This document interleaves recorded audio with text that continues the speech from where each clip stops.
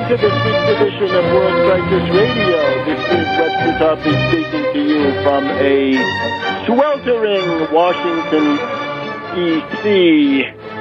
And, here in the nation's capital, the question of Syria remains front and center. We've got many things going on. We've got Egypt.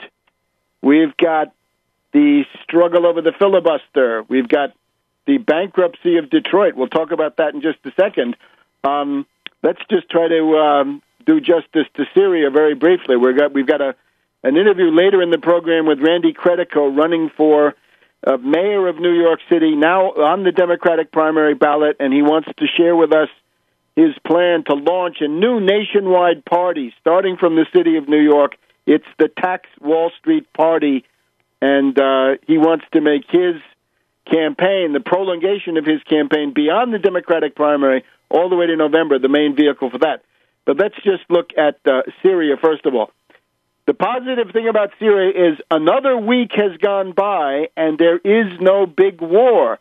The pressure of Skull and Bones Kerry, of McCain, of the British and the French and the Israelis and the neocons and all these people who want Obama to order the big bombing raid and the big land invasion, the answer is still no. Nothing is happening.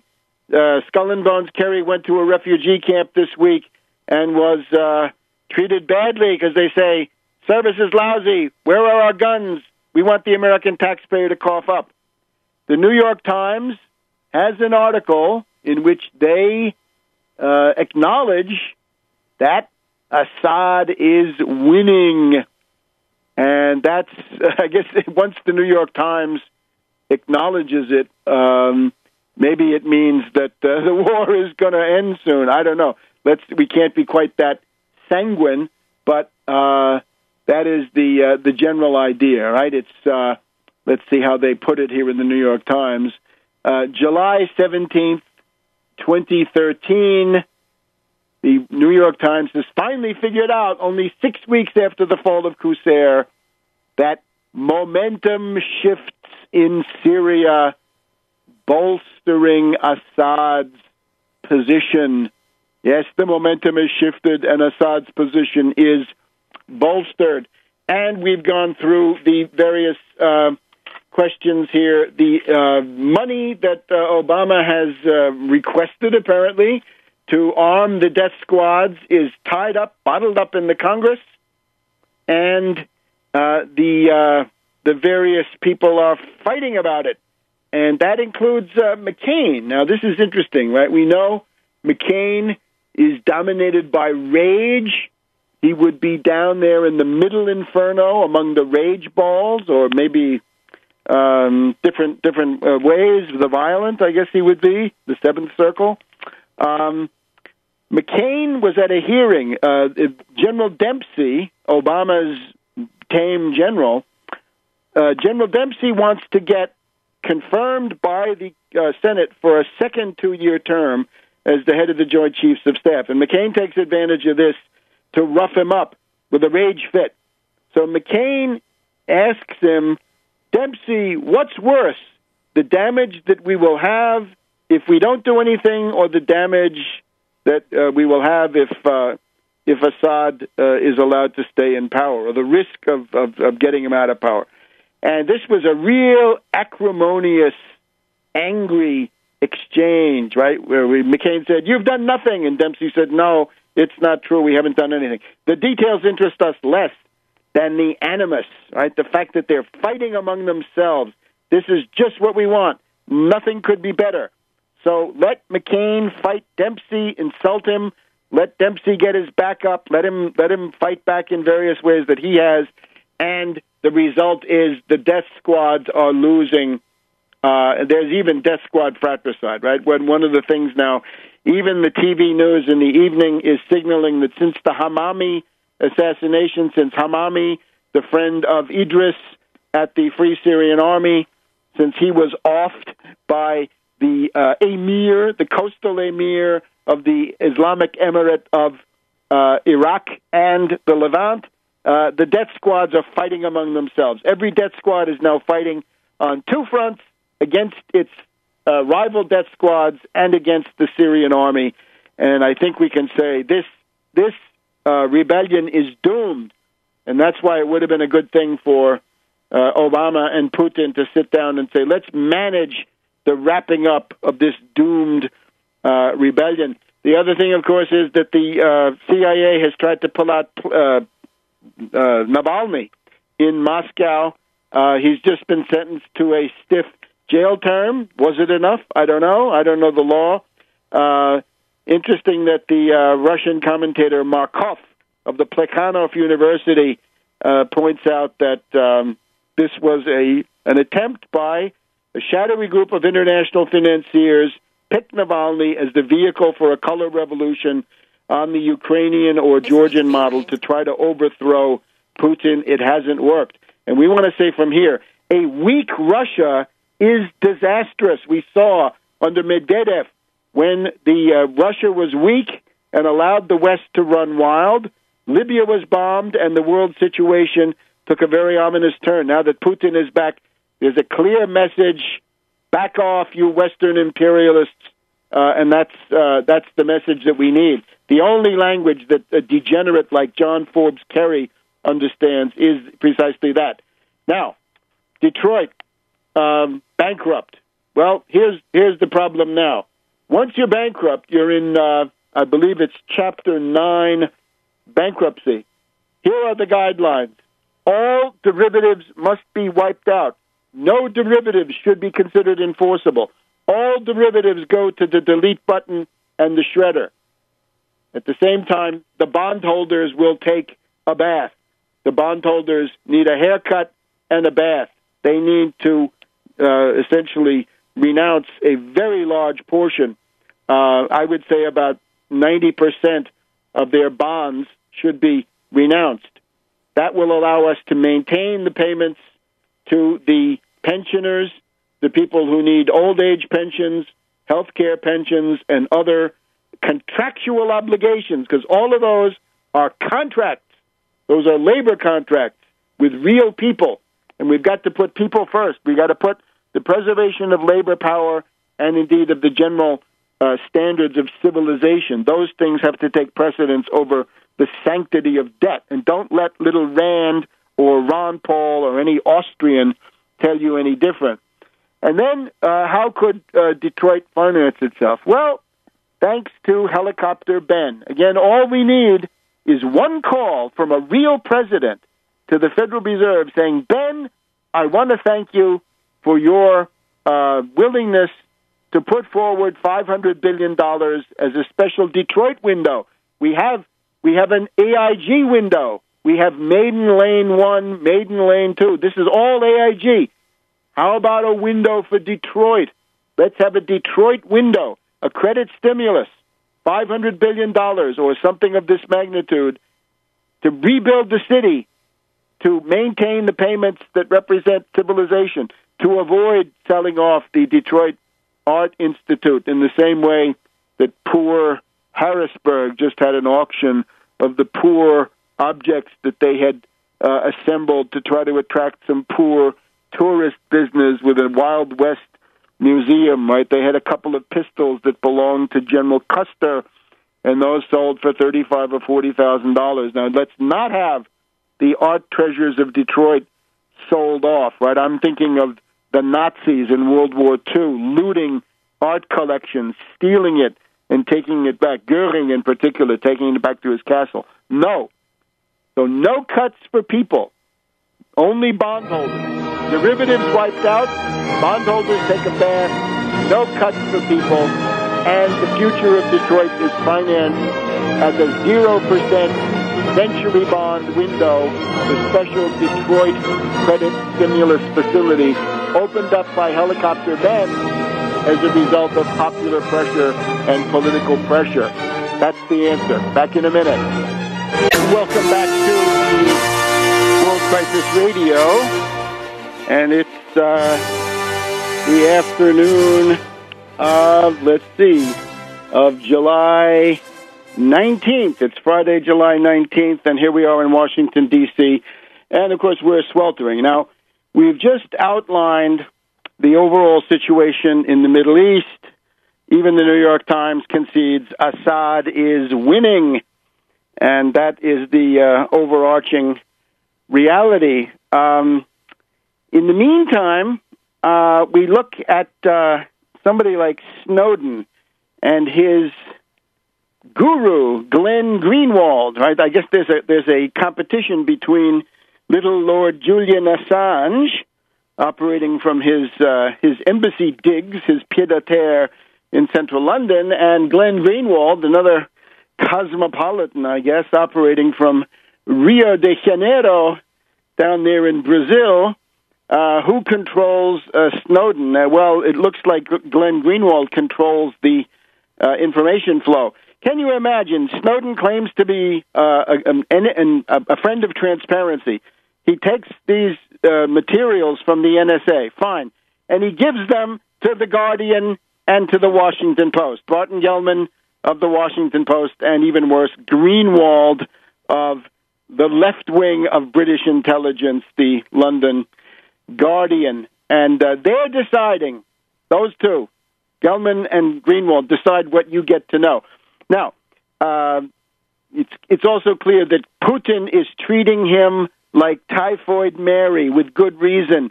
Basically, it's a grudging concession. Look, we don't really want you here. We wish you hadn't come here. You're an unwanted Christmas gift for us. But if you insist, if you must, if you're going to embarrass me and put me on the spot, well, then you can stay. But make sure you shut your yap. No provocations, please. We know who you are. Don't try the provocations.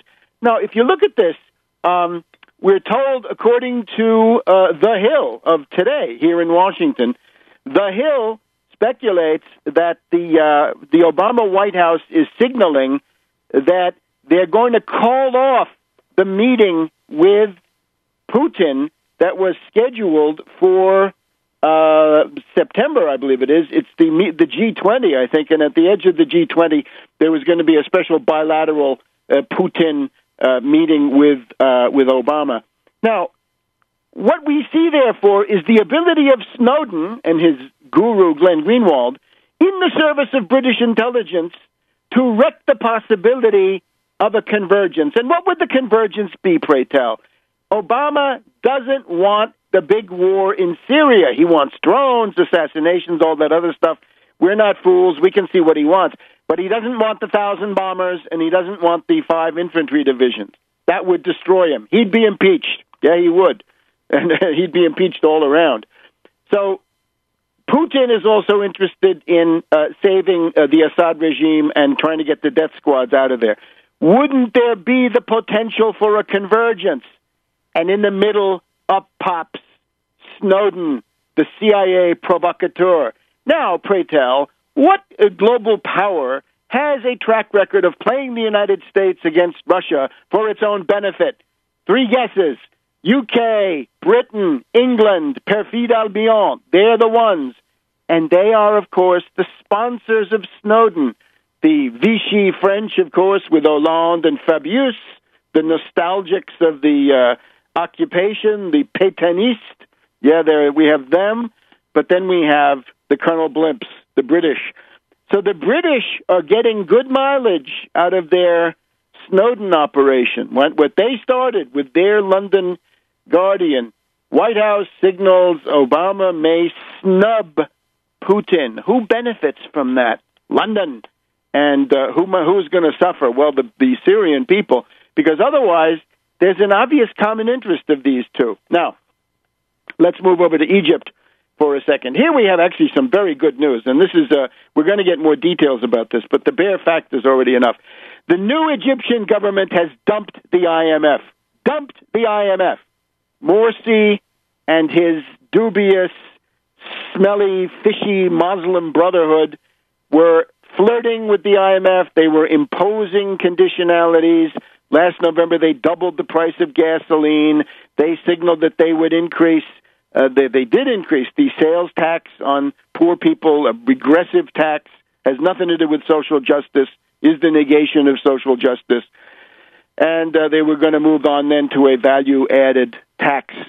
Well, right now, the new government has said, we don't want to negotiate with the IMF anymore. The International Monetary Fund, they say, has been demanding that we reduce our subsidies on food, on motor vehicle fuels, gasoline, household fuels, right, for heating and for cooking in the home, cooking oil, bread, other staples, right? These are all subsidized. The system goes back to Nasser, and it is absolutely essential. It is not unsustainable. It's only unsustainable if the rich people continue to evade taxes and if the finance oligarchs don't pay the Wall Street, the local equivalent of the Wall Street sales tax.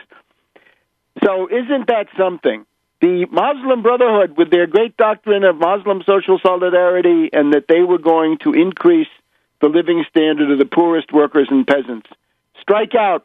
They are ready for dirty deals with the IMF. And now this new government, even though the new government has obvious IMF shills in visible positions, al-Baradei is an IMF shill. If he's not an IMF shill, I don't know who is. And then we have this the prime minister, who's a former technocratic finance minister, Belby. I can't get it quite right. I'll learn by next week. This Belby is also an IMF type, but even so, they turn away from the IMF. They say, we'll keep our subsidies. They're happy to do this because they can get $12 billion from the Gulf, from the Saudis, from the Emirates, from Kuwait, and from some others. And Qatar, the gutter people, the gutter dwellers, they're the ones who are the odd man out.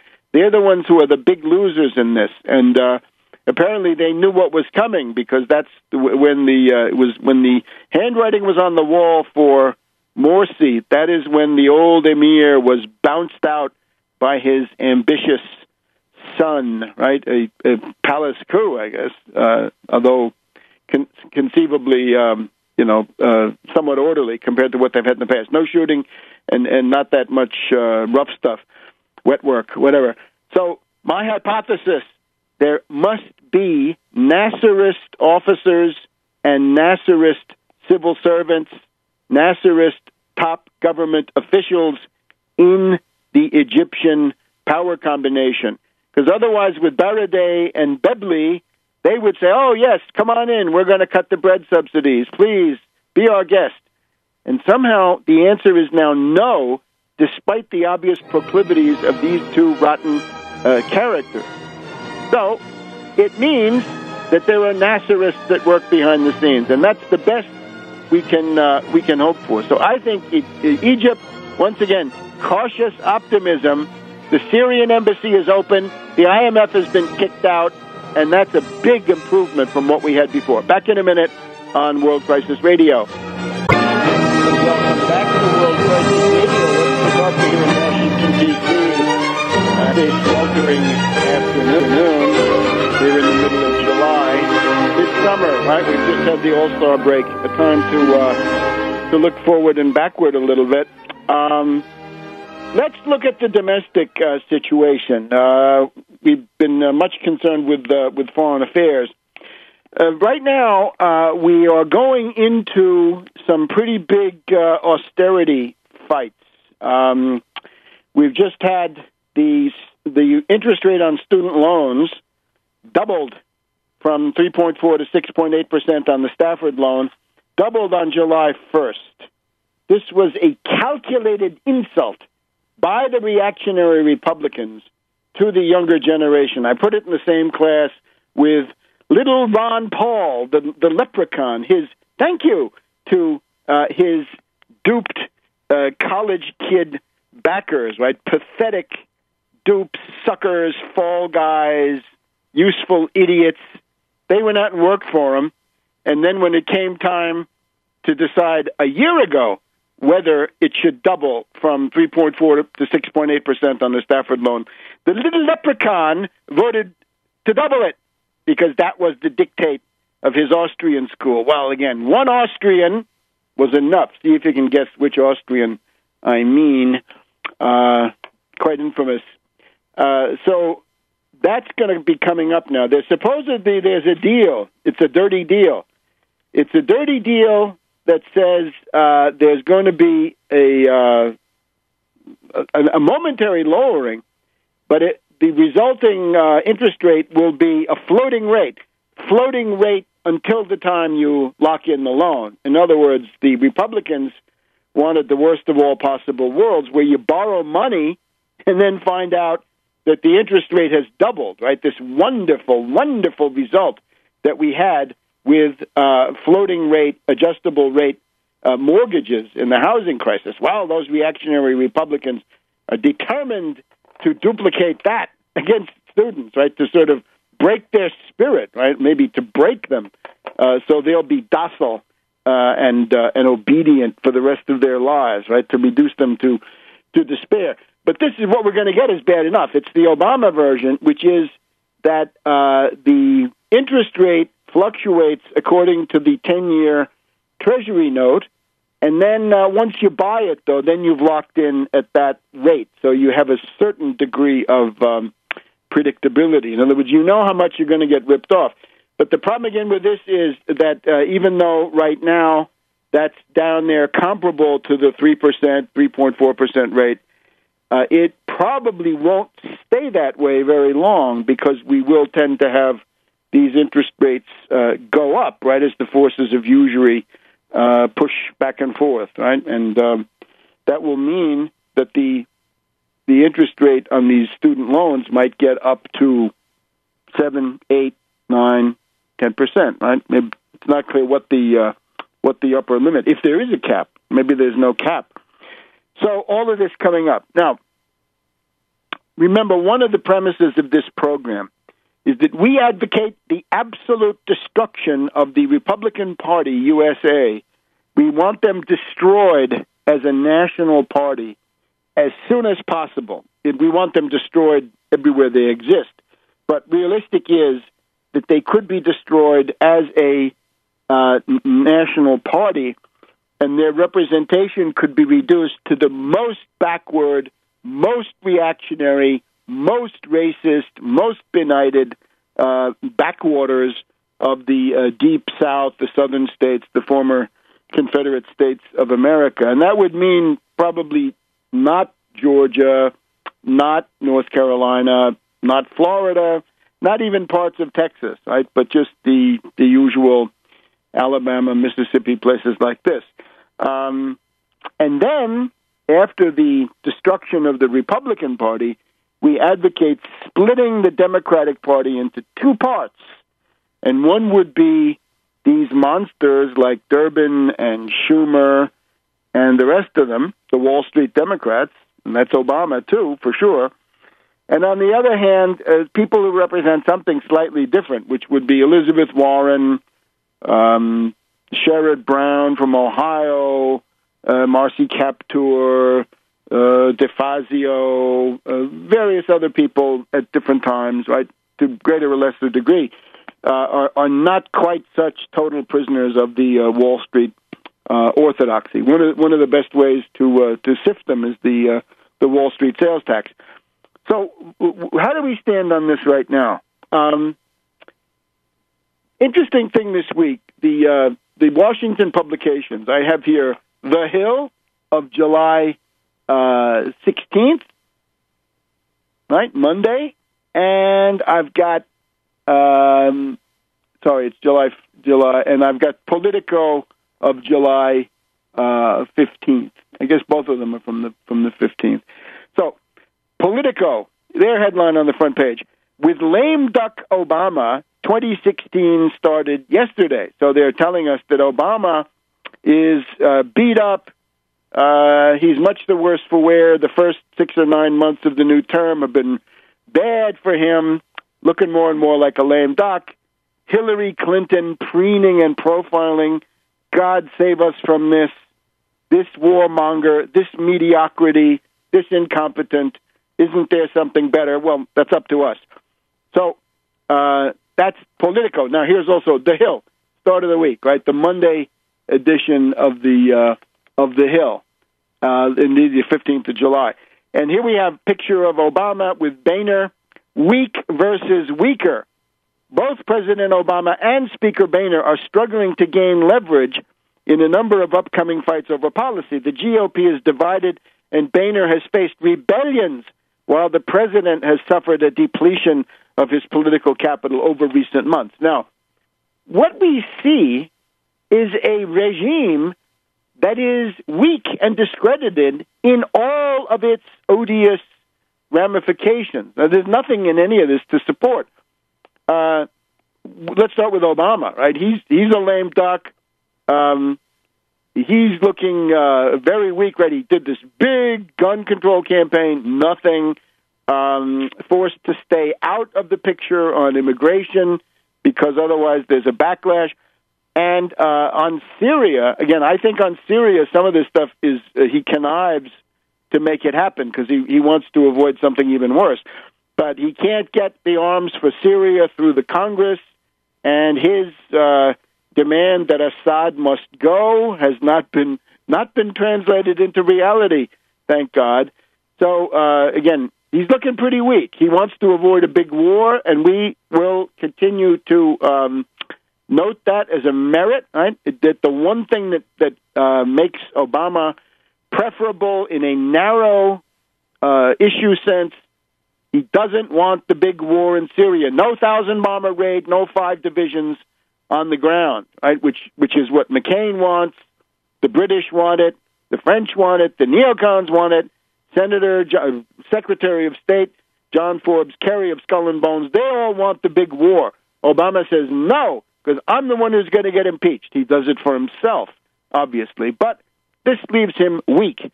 Now, Boehner is pathetic, right? Boehner has got a continuous rebellion of these ultra-reactionaries, the yahoos and lunatics of the Tea Party, extremists, saboteurs, right-wing anarchists, anti-government cliques in there, whatever they are, right? Irrationalists. They have now done him the favor of coming up with a farm bill which is absolutely doomed. And with most of the things coming out of the House are simply exercises in futility. They get you nowhere. Oh, another repeal of Obamacare. Oh, God. And a farm bill that has nothing about food stamps in it, right? So you're gratuitously signaling genocide against the American people. And it's not going to go anywhere, right? So what's the point of this?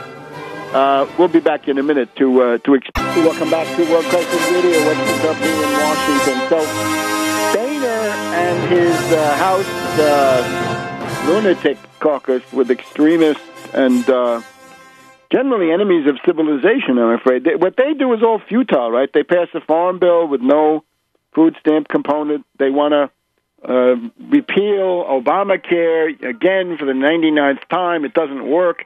They pass a student loan bill, which is also doomed. It's not acceptable to anybody in the Senate. So it just doesn't get anywhere, right? So it's just an exercise. It's an exercise in futility. The thing about Obamacare, just before we leave it, Obamacare is coming up, right? You can start registering for Obamacare on October 1st, and you can start getting benefits January 1st. We have a funny cartoon today in the Washington Post. It's one of these Tom Told cartoons, and he's got a picture of a big, fat Republican elephant, and it's a sick room in a hospital. So we've got a patient in the bed, and then you've got a drip, right? An intravenous drip. And the instead of having the line, the tube from the intravenous drip go directly to the patient, the Republican elephant has put that on his seat, and he's sitting on the tube. And then he looks at, and obviously nothing can get through because he's crushing the tube. So the fat Republican elephant looks at the patient and says, "See, it's not working." And the drip is labeled Obamacare. So obviously they're sabotaging this every way they can. I've tried to point out the main fear of the reactionary Republicans is they don't want you to get the idea that you have a right to health care. Remember Ron Paul, the leprechaun? One of his favorite lines is, there is no right to health care, not if you're taking it from somebody else. Well, don't look at it that way. Everybody has a right to health care, and there is enough largesse, provided you have the Wall Street sales tax and a few obvious other things. You have more than enough to finance this stuff. So it's coming up. So the Republicans they're trying to convince you that you don't like something that hasn't even started to exist. Now, there are people in their 50s, their late 50s, their early 60s, people who are unemployed maybe and have no health care, and they're trying to hang on they were trying to hang on until they got to be 65 so they could get Medicare, and then with Medicare they could then proceed to get some health care work done. Right now, some of those people they're straining, right? They're trying to hold on. They're trying to stay alive until January 1st, so that at that point the question of the pre-existing condition will lapse. And there's also this matter of the lifetime cap. Some people have reached a lifetime cap, and the insurance company says, sorry, we paid enough for you, go and die. Well, no, not in the United States. I'm sorry. If you advocate that, there's an appointment for you at Nuremberg, and it won't be pretty, and you don't want to go. So drop that crap. We saw on television the other day a 1-year-old kid, a baby, a toddler, and the parents were in despair because they said, look, we have this health insurance, right? We paid for it, we prepared, but our little child has used up half of her lifetime maximum. In other words, she's halfway to the cap. She's halfway to her lifetime cap, and she's hardly 1 year old. Well, this has to end. Sorry. And don't come with word games. Is it insurance? Is it not insurance? I don't give a damn what you call it. Everybody has the right to health care. Now, my approach to this was clearly Medicare for all for $100 per person per month. As long as there was any hope of getting that, I fought for that. But now, once it became Obamacare or nothing, Obamacare is obviously better than nothing. So the word for Obamacare is get into it and fight. Fight to expand it, fight to improve it, fight to reform it, fight to transform it into Medicare for all. If the private insurance companies don't do a good job, get rid of them and go to Medicare for all. There's always the Medicare alternative lurking around the corner. So if these private insurance companies sabotage or whatever else they do. There's also this question about the premium increasing. The Republicans seem to think that if a private insurance company raises its premium, that's Obama's fault. Sorry, if a private insurance company raises its premium, it's their damn fault, and they will be held accountable, and maybe they will be put out of business if it's determined that they're trying to loot and exploit and otherwise unfairly treat the people who need this health care. So that's all of that conspires against Boehner. Now, in addition to this, there's Mitch McConnell. This is very, very interesting. The Capitol Hill papers of today, on the front page, are telling us that McCain is acting up. And emboldened McCain eyes lead role in showdown over debt and deficit. This is a chance to split the reactionary Republicans between the moderate reactionaries, the McCain types, and the proto-fascists, right? The ones, say like Ron Paul, Mike Lee, Cruz, maybe Toomey the Toomer, maybe these characters who want to wreck the United States and bankrupt the country at all costs because that's how they think they can bring home the most loot for their rich backers. So this situation becomes the following. This week, Harry Reid finally said, I'm sick and tired of these filibusters. We've got Cordry, who's going to be head of the Consumer Financial Protection Bureau to protect the little people against some pretty basic ripoffs. We've got Perez to be Secretary of Labor, and we've got a couple of candidates for the National Labor Relations Board. Naturally, the Republicans think all of these are communist. The agencies are communist. They shouldn't be there, so they're trying to sabotage it. So, thank God, Reed finally said, look, if you don't back down, we're going to change the rules. And like Pluto in Dante's Inferno, when Dante and Virgil meet Pluto, Pluto puts on this tremendous show of rage and threats, and Virgil throws some mud at him, and he basically deflates and shuts up. And that seems to be what these reactionary Republicans have done. So the Republicans have shown weakness. They're starting to approve these 6 or 7 nominees, and McConnell is now in a feud with McCain. McCain and his group, including Corker, apparently went out of their way to negotiate with Harry Reid and get this deal done. And Mitch McConnell was afraid to do that because he's afraid of little Rand. He's afraid of the Rand Paul-Tard machine waiting for him at the Gulch. So they had a meeting the day before yesterday in the Republican Senatorial Caucus, and Corker and Mitch McConnell were exchanging barnyard epithets. God knows what this means. Vile, foul, obscene language among these wonderful these august personages, the Republican faction. So there's now a possibility of further division, further weakness, further chance to split these people and send them whirling off into the distance. In other words, the perspective of the destruction of the Republicans, I think, is at hand. Now, you might say, what we just went through, Obama is also very weak. Obama's weak, but a president is never as weak as these people in Congress. The president, just by virtue of the office, always can bounce back. So I would say Obama weak, Boehner weaker, McConnell weakest, and serve him right. And we'll be back in a minute on World Crisis Radio.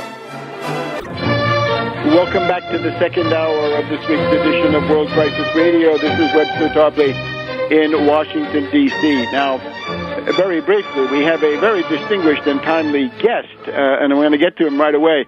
Let me just preface this by saying we've got to build a mass movement. We've got to build a nationwide mass movement against Wall Street in favor of the Wall Street sales tax with the subsumed goal of seizing control of the Federal Reserve and using that credit-creating power for job creation, 30 million new productive jobs, leading to a broad-based recovery here in the United States with full employment, rising standards of living, increased levels of material and intellectual culture. And we got to start somewhere. And the panorama that I've given you in the first hour is essentially the absolute bankruptcy of the two political parties. On the one hand, these reactionary Republicans, and on the other hand, Obama, joined by these really monstrous characters like Durbin, Schumer, and others. And this simply has to end. So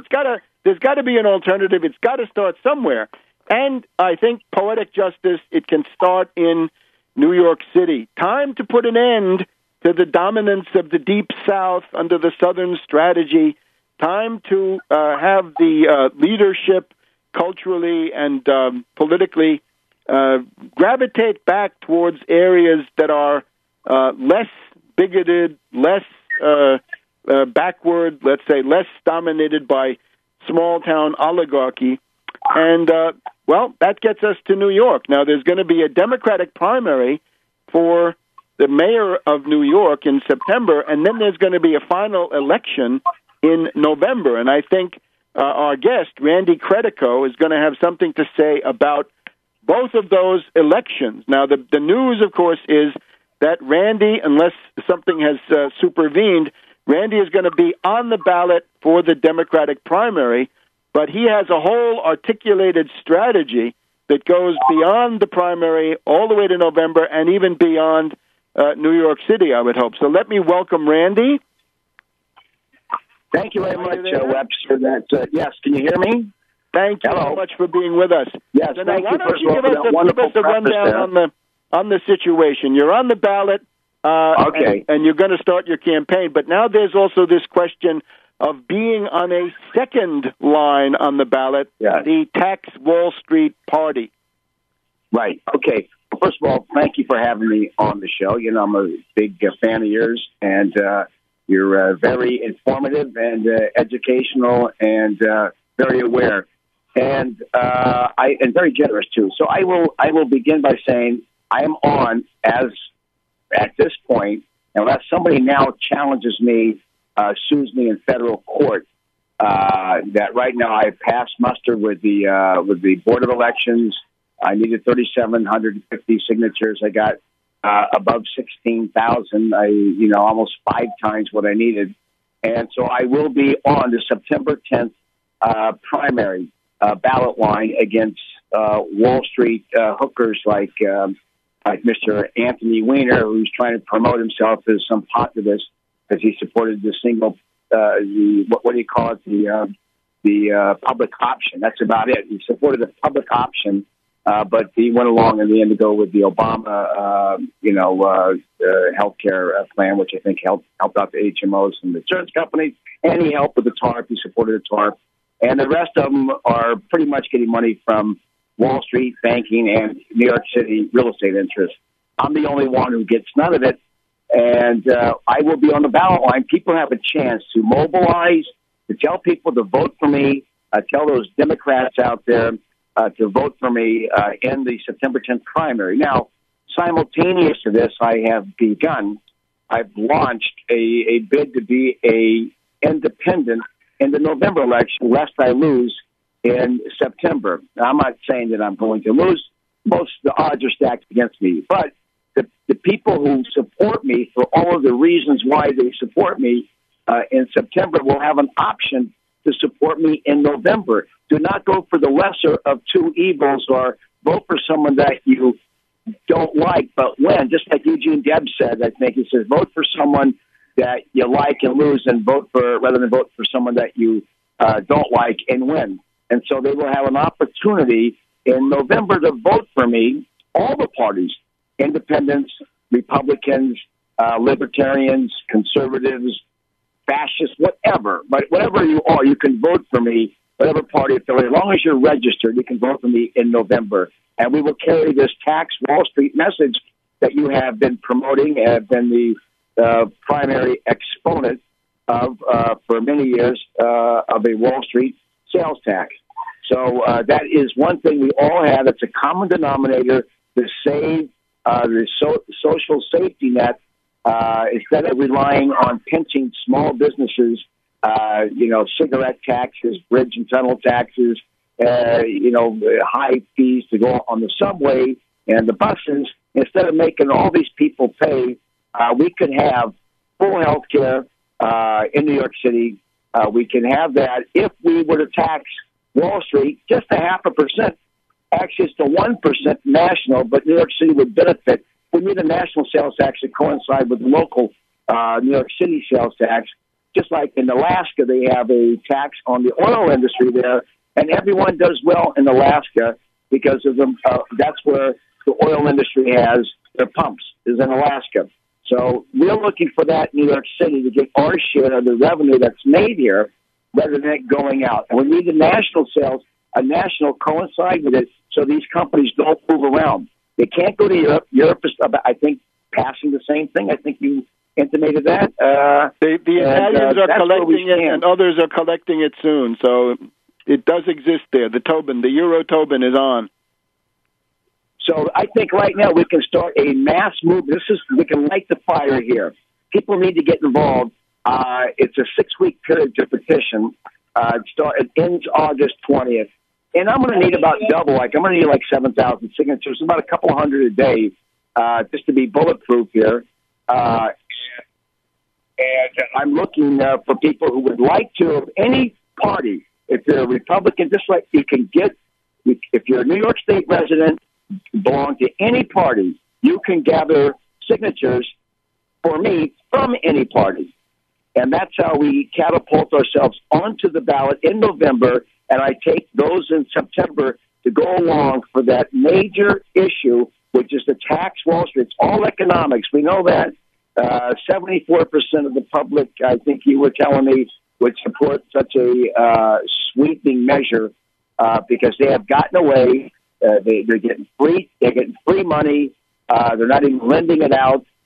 They got all that TARP money. They're having record profit years, and yet they're just taking it all home and not paying taxes on it.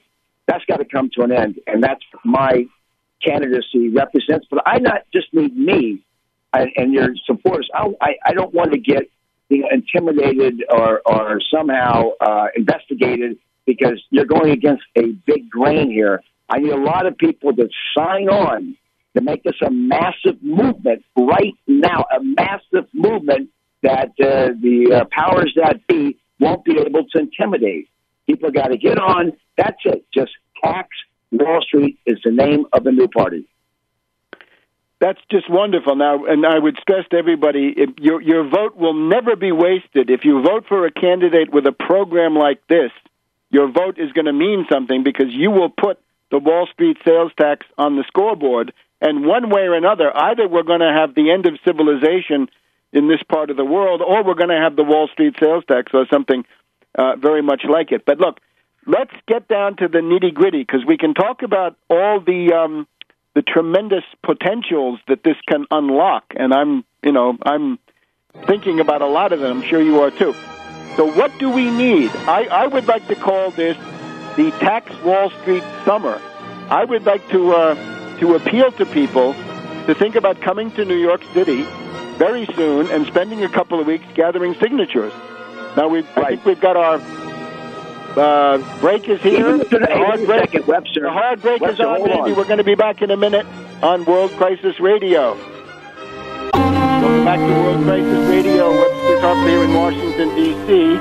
We're on the line with Randy Credico, candidate for mayor of the great city of New York. He's going to be on the Democratic primary ballot, barring some last-minute surprise. I think the possibility of some legal chicanery exists until perhaps the end of next week. Randy will tell us. But right now we got to think about the old 1-2, right? One is the Democratic primary, and since this path is apparently open, there's then the general election in New York City. Now, the Democratic primary often considered tantamount to election as mayor, but maybe not, and maybe there will be new interest in the actual November election. So here's the question. I'm calling it Tax Wall Street Summer, and I'm urging friends and supporters of this program, people who know about the United Front Against Austerity, people who have any connection to my work, anything that I've ever done. This is the next step right now. Here it is, the summer of 2013. There's got to be a mass movement. This is the way we have this year in the United States. Otherwise, we have an election in New Jersey. We're hoping for Willie Araujo to do well there. Then we've got this clown show going on in Virginia where the Republican governor is so corrupt. But what we're left with is New York City, highly volatile, unpredictable. It's been under the heel of Bloomberg for so long. It could become explosive. It could become absolutely unpredictable. But in order to win it, you got to be in it. If you're not in it, you can't win it. So you got to be on the ballot. And I'm urging people to come forward. Now, Randy, your ability to deal with people, I understand they've got to be registered voters in the state of New York State registered voters, but otherwise they can be from Oneonta or Albany or Buffalo or any place like this. Anybody. By the way, they can come in from Jersey if they want to, but they just have to. They can work with another registered New York voter. Just a New York voter. They can, as long as, let's say, they're both holding petition sheets, right? The guy from Jersey or from Virginia or from D.C., if he's got a petition sheet and he's got someone to sign it, the guy from the New York State that's a couple of feet away from him says, would you witness this? And that guy witnesses it, then it's good. So you don't necessarily have, as long as you have a supervisor who's a New York voter and watching those signatures go down on that sheet, then you are being helpful. And I wanted to say, before I continue on that line, is UFAA has already been, I probably would not have gone this far without the help of some of your supporters. Daniela Walls, she put our website together, and we were able to raise money with that website. We were able to get the message. People love the website. So you're and when you say website, Randy, when you say website, you mean Credico 2013?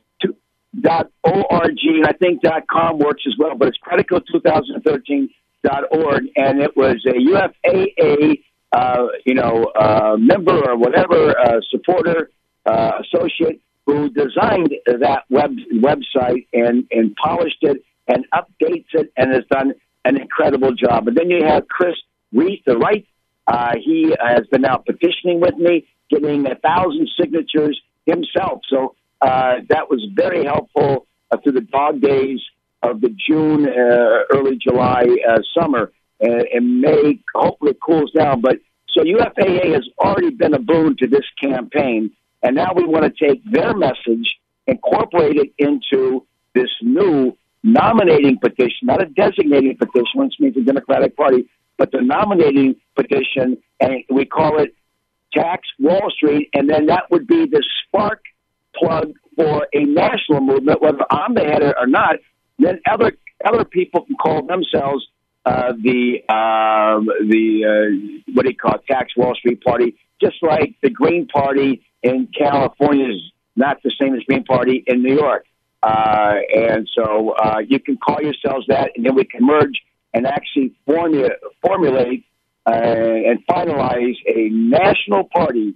But we need the catalyst, as you call it, to get it going, and then put the powers that be on notice that there is a natural, very big following for this message. It's even bigger than the William Jennings Bryan message of the gold and silver back in the 1890s. I think that this really resonates well because we're very honest. It's not a gimmick. It's not a cliche. It's just what it is. And I expect those people who were at Occupy Wall Street, which had a huge umbrella of left and right wingers that came to that middle of the road people. They had one thing that they agreed on, that they were being screwed by Wall Street, and all of this money that's being wasted on programs that you don't want, that are not beneficial, should be going to programs that we do want, which is WIC and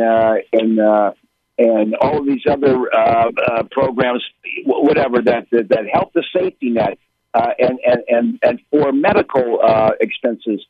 Wall Street can pay for it. They got plenty of dough. Just you have spoken about this repeatedly about the French aristocracy and the church not paying a fair share or paying any taxes or the royalty, which led to the crisis in France, which led to the revolution there. But once they started taxing everyone on an equal footing, they became the most powerful nation, and people, their health, their living standards went up, and that's all we need to do. We can't just tax small businesses, pizza parlors, and the people who make $40,000 a year with a small apartment, exorbitant rates. Wall Street, which is a rigged game, has got to pay their share. Now, let me just invite people to think about this. Right here, it is the summer. It's hot. If you've never been in New York City, right? Since we know that we can get people from the state of New York as New York State registered voters, they can actually witness the signatures and sign the paperwork. But you've got to have people who get people to the table and invite them and hold up posters and all the rest of it. They can, as you say, they can come from anywhere. They can do anything. They can hold up posters, anything they want to do. But they should come in here, just like I think you might, just like the Abraham Lincoln Brigade. Come over here and let's save the republic here. Yeah, the Tax Wall Street Summer, the Tax Wall Street Brigade. We'll think of something to call it. But the opportunity to spend a couple of weeks on the sidewalks of New York. The sidewalks of New York. Well, you are now an official advisor. You are an official advisor to this movement because it's really been created out of people that are associated with you and yourself. And so this is something that has your name written on it, and you are an official advisor to the Tax Wall Street Party nationally and in New York City. Hang on, hold that thought. We'll be back in just a second on World Crisis Radio with Randy Credico, the next mayor of New York. Welcome back to World Crisis Radio. Webster Tarpley here in Washington, D.C. So this is what I think we're left with here. We've got just about 1 month. Right now it's Friday, July 19th. The deadline for these signatures to be on the November ballot, as not as the Democratic Party now, but as the Tax Wall Street Party led by Randy Credico. The closing date for those is the 20th of August. We got 1 month. I'm urging people, think about your summer vacation, and rather than going on some alienated tourist thing, or even if you're coming to New York, don't spend your time going to Broadway shows or whatever it is. Don't take the tour bus, but get the actual the political experience of the sidewalks of New York. Go out and gather signatures for the Randy Credico Tax Wall Street campaign.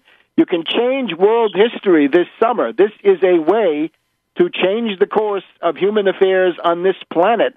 We need a Tax Wall Street Party, and here's the best and probably the only chance this year. And who knows what we're going to have next year. Next year is going to be much harder because of the congressional election. So that's what I'm hoping for, Randy. The one thing that occurs to me is the problem of accommodations. Where could people stay? Well, listen, they should, Chris, one of your guys, they should email, Facebook me, A, or B, email me at Credico2013 at Gmail, Credico2013 at Gmail.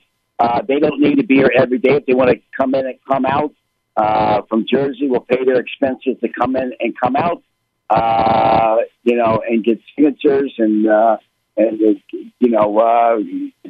give them some kind of, make sure that they're fed and everything. And, I'm living in a small place, but I'm sure we'll be able to find some accommodations. Like Chris, who's but one of your guys, I know he was putting people up this summer that were helping out with various UFAA fields. So we'll find a place for people who want to help out, but they can come in on a day deal. This is not an all-day thing. Come in for 5 or 6 hours. You get, 50, 100 signatures a day. We're going to be there. We just need about 7,500, double what the minimum is, and I think we'll do it. And I'll get a couple of thousand of those myself because I'm an expert at getting signatures. And they just go to that Credico 2013 at gmail.com, Credico 2013 at gmail.com, and we will find ways to, what they can do, where they're coming from, and, we'll make it happen. Let me also suggest if you feel more comfortable dealing with me, go to tarpley.net, go to the Speakers Bureau page. There is a contact feature there. If you're interested in volunteering for the Credico campaign, send me a message through the Speakers Bureau contact page, and I can put it on the inside track so that you won't be just dealing with what may seem like an anonymous web page, but yes. You're going to have me pass it on to Randy. I'll be glad to do it because I think this is the most important thing to do this summer. Well, yes, it would only take a few hours, 3 or 4 hours of people's time every day. Come into the Big Apple. Let's go out. We'll drink some ale and pizza and get signatures and get this thing on the ballot. It's a very small threshold, and then it has international implications. It's right now before they change it. I'm sure in the next election cycle they're going to make the standard much higher. 3750 is such an attainable goal. When you run for governor, you need 15,000 minimum, which means you need about 40,000, and that is not so easy. And plus, most of the signatures when I ran against Schumer, 95% came from New York City, and I was barely able to get 10,000 signatures. And I had 2 people that infiltrated my campaign at Schumer, I believe, took care of that. They infiltrated and they derailed the campaign, coming in with no signatures when I did a joint petition on it. I don't want people to do that this time around, but I suspect with the tax Wall Street, there's going to be someone that's going to volunteer, that's going to be a fifth columnist, that's going to turn in some bad signatures, and I'm going to be comfortable with that. So I got to be real rigorous and vigorous and try to get 10,000 signatures. I got 16,000. I want to get at least 10,000 signatures. That could be done. We've got 32 days right now. That's only an average of 300 a day. If you had 10 people doing it, that's all you need is 30 signatures. You can get that in an hour. Very good. 2 hours. This and should don't be miss done. this opportunity. This is an opportunity that's going to be rare. And I'll already have the momentum from the September crew that's coming along with me. I'll already have this massive, not massive, but I'll have a nice following. There'll be ads everywhere. And then they're going to say, where do we go? Do we go with the Democrat that beat you? I say, no, you go with me. All right, now let's look forward. The first appointment we have is there's going to be a candidates debate, isn't there, that's going to be televised? There's going to be a lot of debates. I'm going to be on some of them. I'm not going to be on all of them. They're going to have artificial standards that they're going to impose, but it's okay. Beppe Grillo, whether you like his politics or not, I'm not even sure I know what they are, but the Italian, well, I don't care whether you like him or not. The fact is that he was able to do it without one debate or one commercial. So I'm saying that it is achievable. If a guy like that, a louse like him, can do it with no internet, with no debates, no ads, I can do it. Okay, you're head and shoulders above him. I wouldn't. Don't even demean yourself by comparing yourself to that. The only analogy is that this guy, I don't even know what he stands for. But the fact is, he got on the ballot and he got a significant amount of votes. Maybe that shows you how bad the rest of Italian politics happens to be. I don't know. I don't know who you would have supported there if you just had to go in blindly and hold your nose. Here, you don't have to hold your nose or go in blind. You want to pull the lever for me. They're going to have the old-fashioned levers this time, not the electronic ones. They're going to have the old-fashioned ones where you push a knob. You pull over to the right, and then the voting machine pull down like a slot machine. Yes, we're having the voting machines, which are old is good. Tried and true.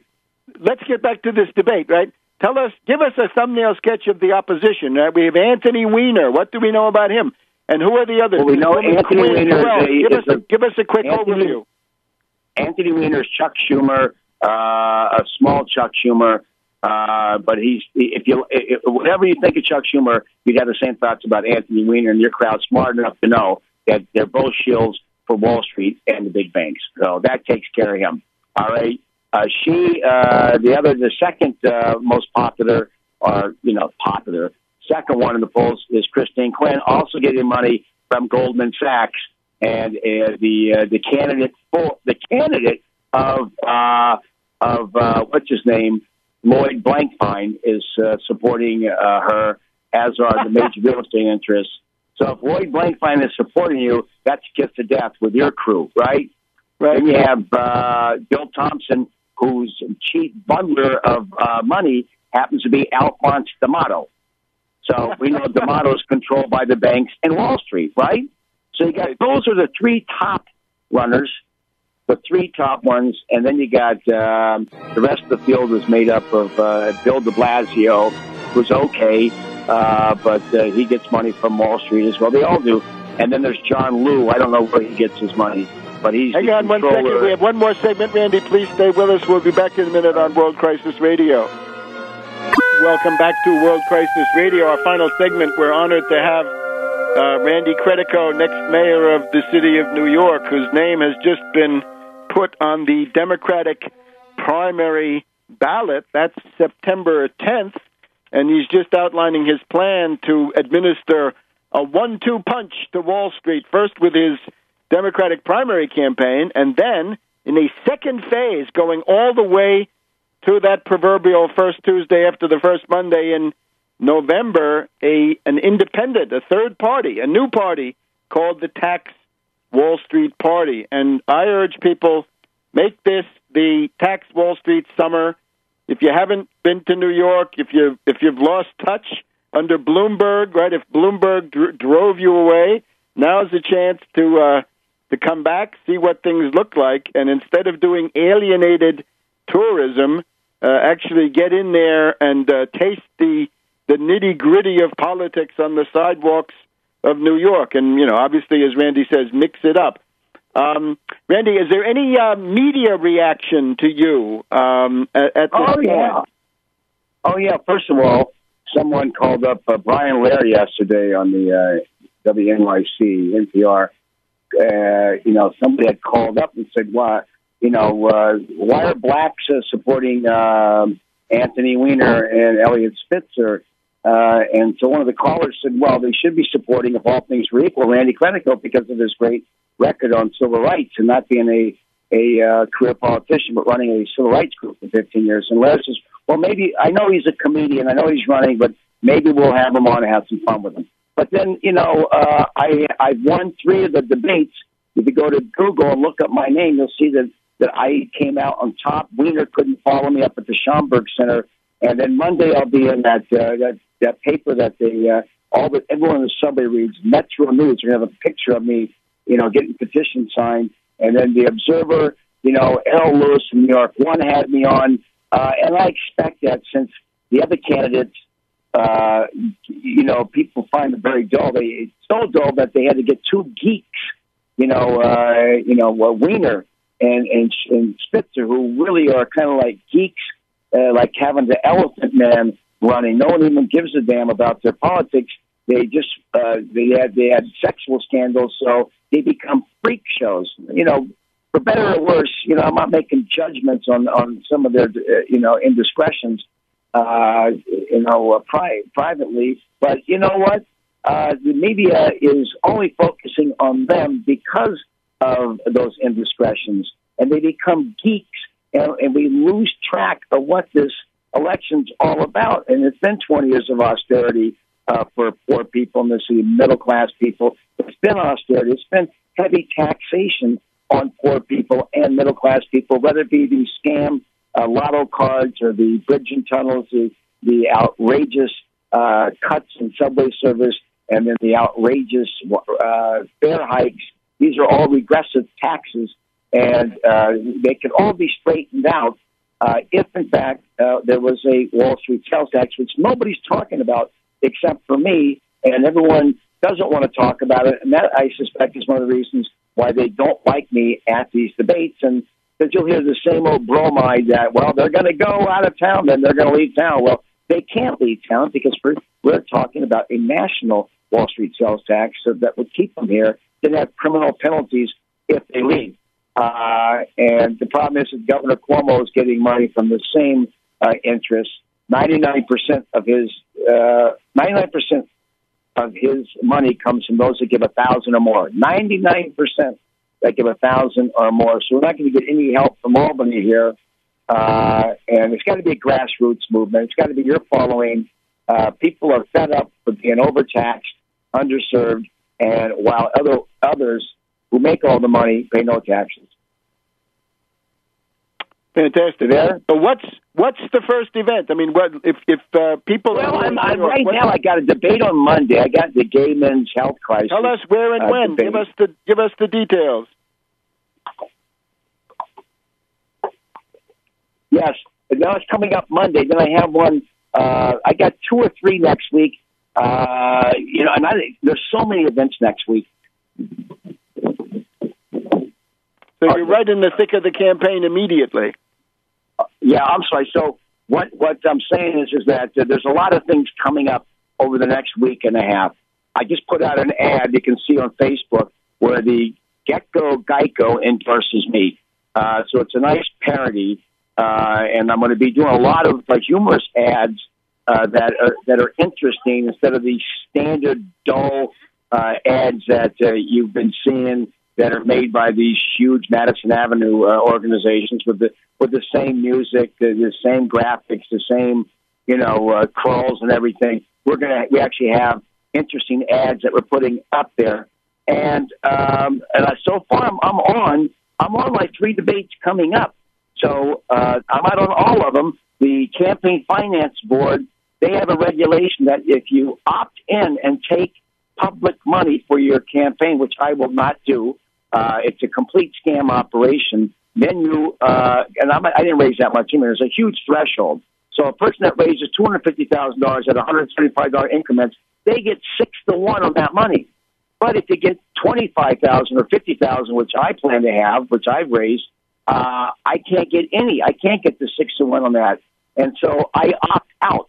And by opting out, they get 9 to 1, and then they get to get on certain Campaign Finance Board reform, which is a complete oxymoron here, because it helps out only I call it the incumbent protection law. And that's what it does. It helps out the incumbents, the ones who get money from Lloyd Blankfein, who bundles it. He gets everyone at Goldman Sachs to give the maximum, and then on top of the $49.50 that he gives, the $175 of that, they get 6 months. So at $49.50, they're really getting $62.50, and he gets hundreds of people to give that, and those people get not only the Wall Street money, but they get public money, and it's unwittingly given because people really don't want to give their money to that. They'd rather have that money being spent on health care, on transportation, and then funny thing is they're paying for it. The Wall Street's paying to give them money to make sure they don't have to pay for it. And we can't forget, in terms of wasting the money of the city of New York, General David Petraeus teaching one course at College of City of New York, CUNY, $200,000 for one class for this CIA general who is so heavily implicated in the death squads of Syria. Yeah, he's a real bad guy. I really find it. I'm glad you brought him up because everyone barked about him when Bush brought him in, and I remember Move On said David Petraeus, whatever. And what happens? He gets elevated by Obama. Why are all these liberals complaining about that? Well, why is it Move On complaining about the non-viability of the Democratic Party? That's why we need the Tax Wall Street Party, because the two existing parties are worthless. They are. They both rot the parties rot from the head down. I'm happen to be one, but you can call me a fifth columnist within the Democratic Party because I have nothing in common with them. I have nothing in common with either party. They're all hacks, flacks, and what's the other one that rhymes with it? Something that rhymes with hacks, I thought. Huh? Maybe not Hicks in this case. Normally Hicks and hacks. Yeah, well, some of them are flack. Right? The flacks are the ones who do the public relations. Anyway, you use the Democratic primary as a taxi to get where you want to go. And that's a lot of people that do not want to be part of this.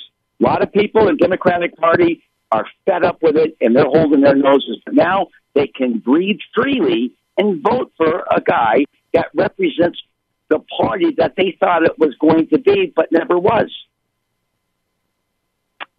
You know what I mean? Very good.